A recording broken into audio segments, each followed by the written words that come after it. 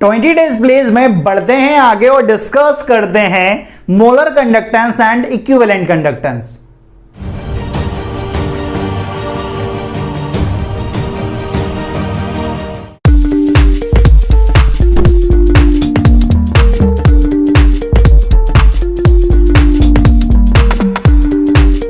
Hello student, कैसे हैं आप? This is chemistry Baba. Welcome to chemistry Adda, एक ऐसा प्लेटफॉर्म जहां पर आप केमिस्ट्री को फील करते हैं।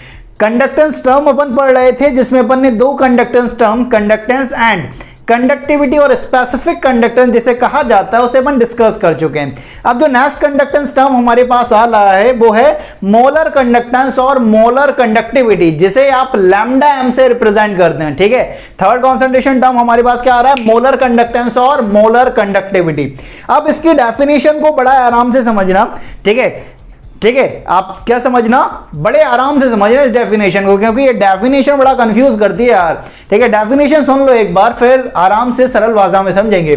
डेफिनेशन है conductance of volume of solution which contain 1 mole of an electrolyte. ऐसे वॉल्यूम ऑफ सॉल्यूशन की कंडक्टेंस जिसमें सिर्फ 1 मोल इलेक्ट्रोलाइट का प्रेजेंट हो, तो उसे आप क्या बोलोगे भाई? Molar conductance. ठीक है, आपके पास एक सॉल्यूशन है, ठीक है, एक सॉल्यूशन है भाई, ठीक है, जिसमें आपका क्या है? सिर्फ 1 मोल इलेक्ट्रोलाइट प्रेजेंट है, 1 मोल इलेक्ट्रोलाइट प्रेजेंट है, उसकी जो कंडक्टेंस निकलेगी उसी को आप क्या बोलोगे? Molar conductance. मोलर कंडक्टेंस मतलब ऐसे वॉल्यूम ऑफ सॉल्यूशन की कंडक्टेंस जिसमें इलेक्ट्रोलाइट का सिर्फ 1 मोल प्रेजेंट हो, तो उस कंडक्टेंस को आप क्या बोलोगे? Molar conductance. अब आप एक बात जानते हो यार, क्या बात जानते हो? थोड़ा सा देखें। ठीक है, आप एक बात जानते हो कि अपन ने प्रीवियस लेक्चर में ये देखा था कि जो कंडक्टेंस होती है 1 centimetre cube, 1 centimetre cube solution की जो कंडक्टेंस है वो कितनी आती है? कप्पा के बराबर। ठीक है, स्पेसिफिक कंडक्टेंस कप्पा के बराबर होती है। 1 सेंटीमीटर क्यूब की कंडक्टेंस इतनी है, तो 20 सेंटीमीटर क्यूब की कितनी होगी? कि इतना इंटू वी, मतलब के इंटू वी। अब मोलर कंडक्टेंस को अगर मुझे लिखना पड़े तो लैम्डा एम में क्या लिख सकता हूं? लैम्डा एम में लिख सकता हूं कि लैम्डा एम इक्वल टू के इंटू वी। अब आप कहोगे कि यार ऐसा कैसे लिख दिया सर आपने? ठीक है, ये वॉल्यूम क्या होना चाहिए मोलर कंडक्टेंस के टर्म में? ये 1 सेंटीमीटर क्यूब नहीं होना चाहिए, ये वो वॉल्यूम होना चाहिए जिसमें इलेक्ट्रोलाइट का 1 मोल प्रेजेंट हो, जिसमें इलेक्ट्रोलाइट का 1 मोल प्रेजेंट हो भाई। ठीक है, तो यहां पर जो V होने वाला है, V क्या होने वाला है? V equal to volume of solution which contain 1 mole of an electrolyte, 1 mole of an electrolyte. Electrolyte का 1 मोल होना चाहिए भाई। अब ये किस तरह से निकालेंगे? क्योंकि हमें जो सॉल्यूशन दिया जाता है वो तो मोलरिटी के टर्म में दिया जाता है कि भाई इतना मोलर सॉल्यूशन है, उसमें V कैसे निकालेंगे जिसमें 1 मोल इलेक्ट्रोलाइट प्रेजेंट हो? चलो मान लेते हैं, ठीक है, चलो मान लेते हैं कि let concentration of solution is equal to m mole per litre. m mole per litre है, m मोलर है। ठीक है, m मोल पर लीटर का मतलब क्या हुआ कि आपके पास m मोल सॉल्यूट प्रेजेंट है 1 लीटर सॉल्यूशन के अंदर। 1 लीटर सॉल्यूशन मतलब कितना? 1000 सेंटीमीटर क्यूब। याद रखिए कि 1 centimetre cube equal to 1 ml, तो 1 litre equal to 1000 centimetre cube. मतलब m मोल प्रेजेंट है 1000 सेंटीमीटर क्यूब में, तो 1 मोल कितने में प्रेजेंट होगा यार? 1 मोल कितने वॉल्यूम में प्रेजेंट होगा? कि 1000 अपॉन m सेंटीमीटर क्यूब।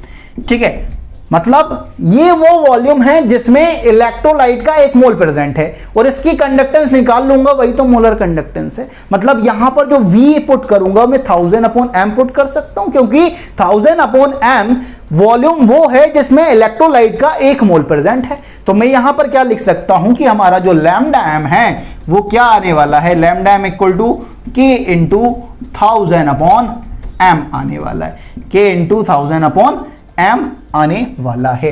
अब यहां पर समझें कि अब इसकी यूनिट क्या होने वाली है दोस्त। यूनिट को थोड़ा ध्यान से देखें। ठीक है, यूनिट क्या होगी? K की यूनिट क्या होती है? K की यूनिट अभी देखी थी ओम इनवर्स सेंटीमीटर इनवर्स, तो K की यूनिट हो जाएगी भाई ohm inverse centimetre inverse.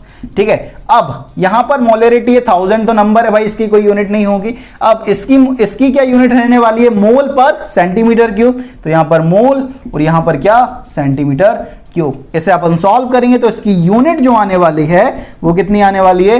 Ohm inverse centimetre square mole inverse, तो ये इसकी यूनिट रहने वाली है, ohm inverse centimetre square mole inverse. तो आपको जो ध्यान रखना है मोलर कंडक्टेंस में, आपको दो चीजें याद रखनी है। पहला कि इसकी डेफिनेशन क्या है, दूसरा लैम्डा एम इक्वल टू के into 1000 upon M.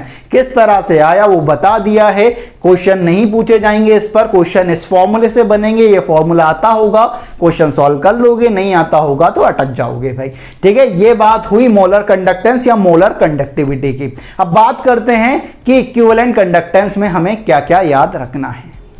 Next conductance term हमारे पास आता है यार इक्विवेलेंट कंडक्टेंस और इक्विवेलेंट कंडक्टिविटी।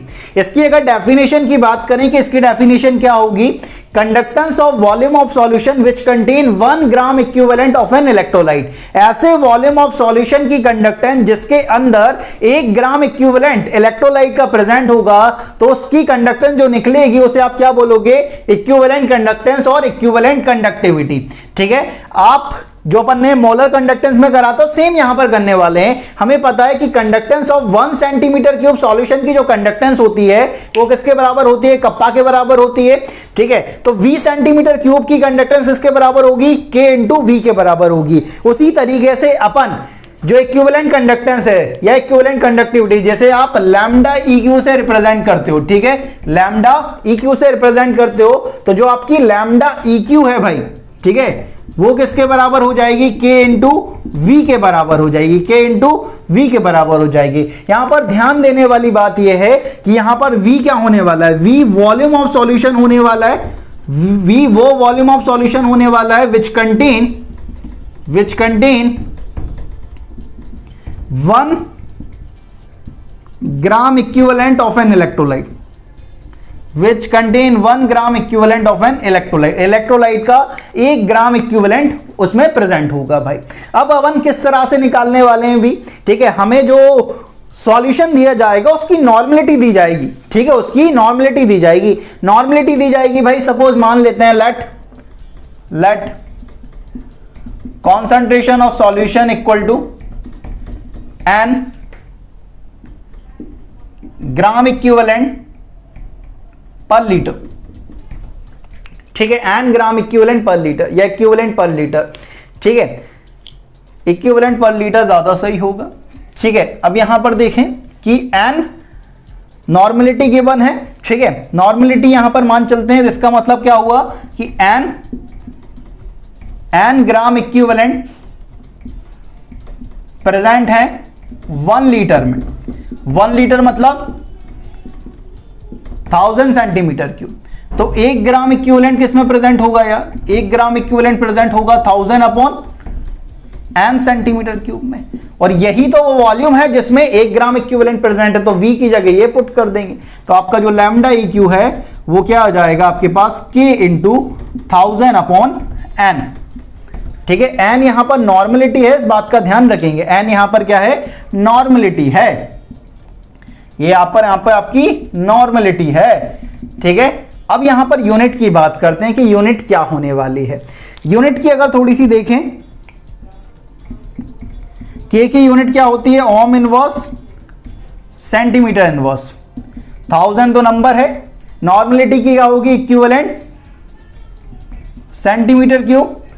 तो यहां पर आपके पास जो यूनिट निकलने वाली है वो क्या निकलने वाली है, ohm inverse centimetre square equivalent inverse. ये आपकी यूनिट निकल जाएगी फॉर इक्विवेलेंट कंडक्टेंस और इक्विवेलेंट कंडक्टिविटी, ठीक है।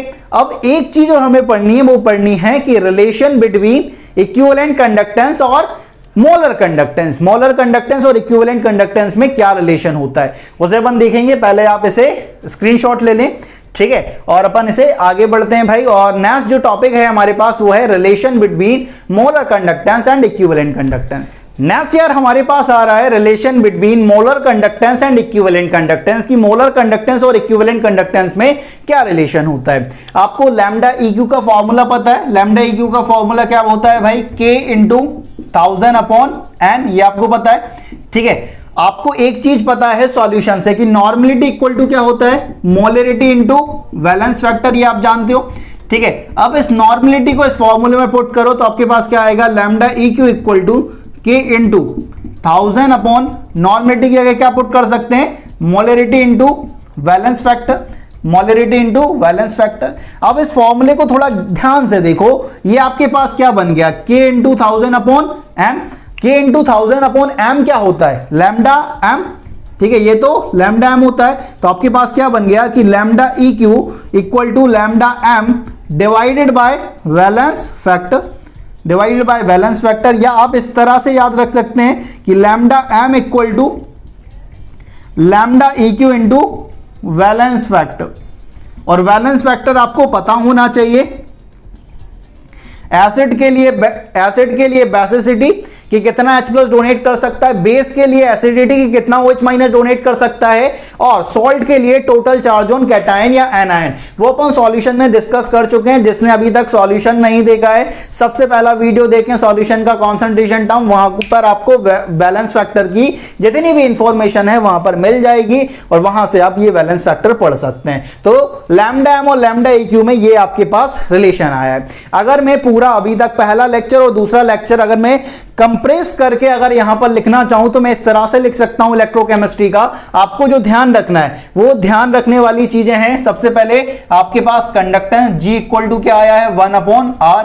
दूसरा आपके पास kappa equal to 1 upon R into L upon A, जिसे आप G इंटू G स्टार भी लिख सकते हैं। G स्टार आपका सेल कांस्टेंट है। तीसरा आपके पास lambda M equal to K into 1000 upon M। और फोर्थ आया आपके पास लैम्डा EQ, जिसे आप लिख रहे हो K इंटू 1000 अपॉन N। यहां पर ये मोलरिटी होती है भाई, और यहां पर ये नॉर्मलिटी होती है, ये भी ध्यान रखना है। और फिफ्थ याद रखना है कि lambda M equal to lambda EQ into valence factor. ये अगर याद है तो अभी तक जितने भी अपन ने चैप्टर पढ़ा है वो आपके दिमाग में घूम जाएगा। ये 5 रिलेशन के अलावा 2 लेक्चर में अपन ने कुछ नहीं करा है। जो आपकी काम की चीजें हैं वो यहां पर आपके लिख दी गई हैं भाई। अगर आपको ये आता है तो इलेक्ट्रोकेमिस्ट्री से जो थर्ड पार्ट से क्वेश्चन बनने वाला है वो मैक्सिमम क्वेश्चन आप इन फॉर्मूले की मदद से कर सकते हैं। ठीक है, तो इस वीडियो में इतना ही। मिलते हैं नेक्स्ट वीडियो में, तब तक के लिए पढ़ते रहें। जय हिंद, जय भारत।